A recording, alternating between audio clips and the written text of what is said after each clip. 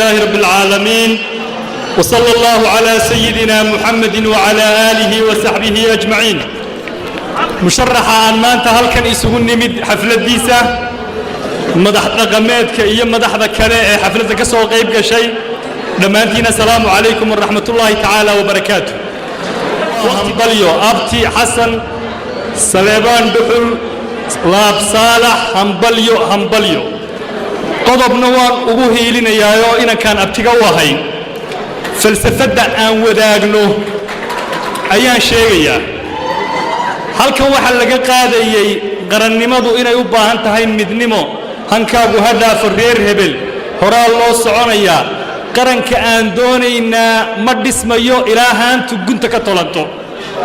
وحي سومالي ترى هذا فرب فرتحيقا لغو كبا حسن لاب صالح فلسفة أن وذاقناه وحو فهم سيهي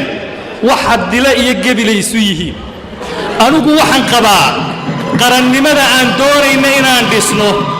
إنا يهلكا كتل ميسو ما قبو إيضا أو برعو لبدا مود لغو تلماميو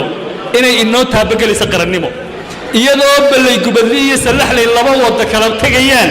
قرن نمو تامي نون نقول ميسو فلسفة أن حسن وداقنو إن دونينا إنا كشقينو إن دونينا إن قرن كاني كل اسماء وحوي إن أي تهي هاني قم بيك طولنتا دكواي سوديغان لبدي برئي بادي بيا وداكتا وولالو ولا لمدو إنا هلكا كطولنتو أي كرو سعوتو أي مدنمو قدبتو سلاسة كل اسميسا ولا ليال وحينو نهاي بدوين دحديد شامع كيفيا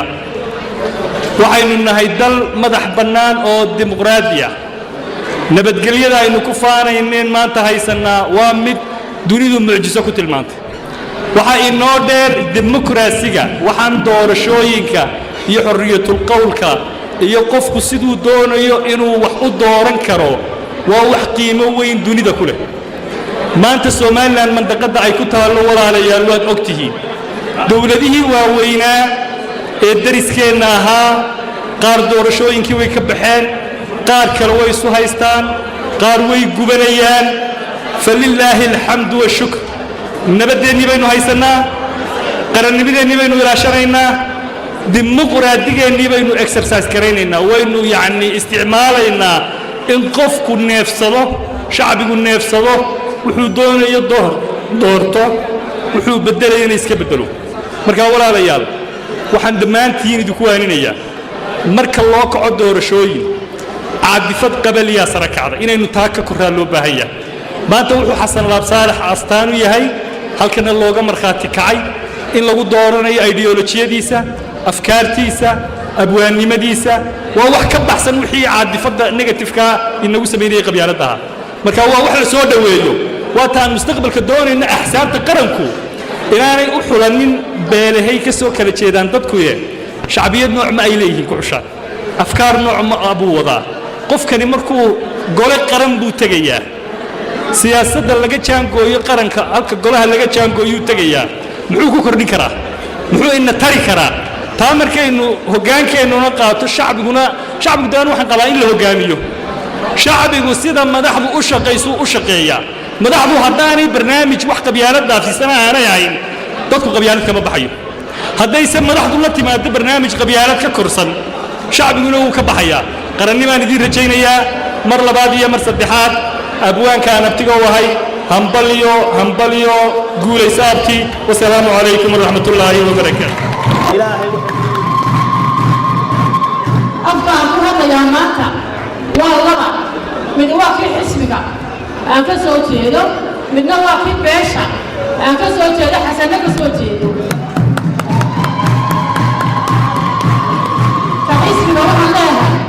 waxaynu u baahan nahay golaha baarlamanka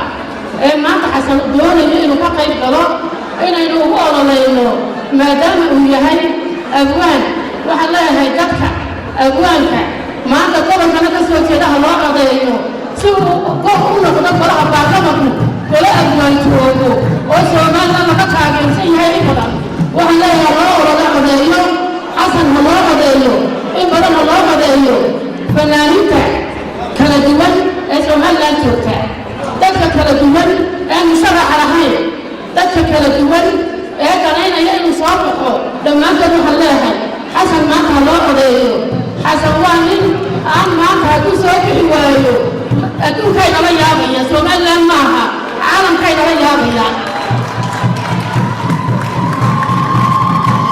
xasan musharax maaha musharax keliya maaha waa nin abwaan qarana Soomaaliya Somaliland Ethiopia caalamka oo dhan waa nala yaabaya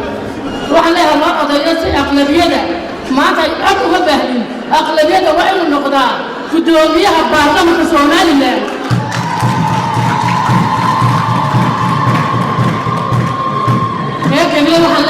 waxaan leeyahay innaga inoomaha musharax keliya yaa laynala yaabin musharaxiinta gablay wuu inaga yaraa maaragtay culays badan yahay codadka hala qaybiyo war xasana la soo saaratee xasana loo gudmudo maanta beesha musharaxiin badan bay leedahay afar baa sharaxan gobolka beesha uu ka soo jeedo markaa kulmiye ka hadlaayay xisbigayga waxaan leeyahay xasan lixijeclo gaara ayaa maanta inaga haysaa xasan ha loo codeeyo xasan garbaha la qabto waa inan yar hase yeeshee waa nin fara badan wuxuu ka soo jeedaa meelo fara badan xasan ha guulaysto xasan ha guulaysto xasan salaamu calaykum waraxmatullahi qorshahaygu wuxuu ahaa inaan saaka ka laho gobollada baruu ka laho shidaalku gaariga weyn ugu jiray markaan ogaaday xafladiisii inay maanta tahay xasan ayaan u nagaaday aniga rag kaloo dooniba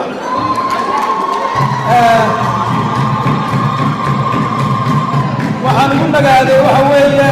aanu arkay musharaxa inuu yahay musharax qaran ee aanu ahayn musharax degmo ama mid gobol waxaan u arkaa oo aynu xulanaynaa 280 xubnood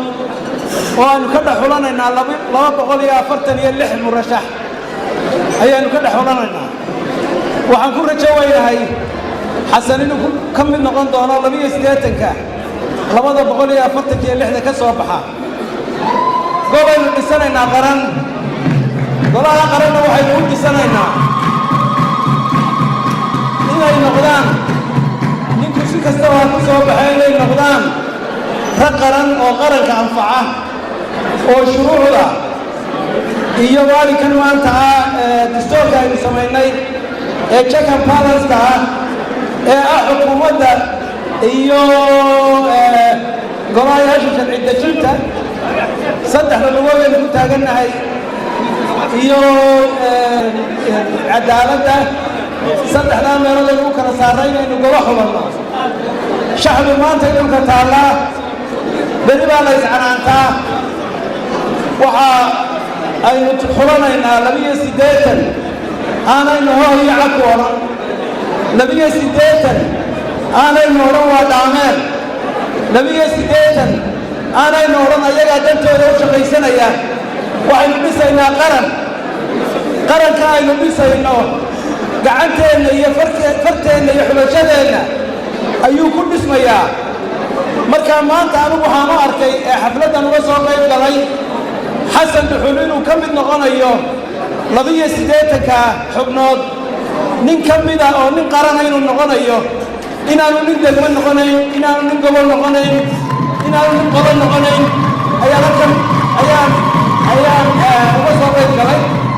ilaahayna waxaan ka rajaynayaa inuu ku guuleeyo oo tilmaamihiisii faraha badnaa ee qarannimo iyo halkanku u soo galay qarannimada ee suugaanaysnaa inuu maantana ku bedelo cod iyo shuruuc dalka anfaca iyo ku ilaalin xukuumadaha iyo dalka ee halkay higsanayso waa ictiraaf iyo inaynu caalamka ka mid noqonno marka waxaan leeyahay halkanan waxaan ka qirayaa maanta inuu 246 murashax iigu muuqdo inta kow u ah inuu yahay ee iga muuqataa ee la isku raacsan yahay markaan arko codka dadka had iyo goor waxaa dhacda gobolladu way isu faanaan bariyo galbeedna waa la isu faanaa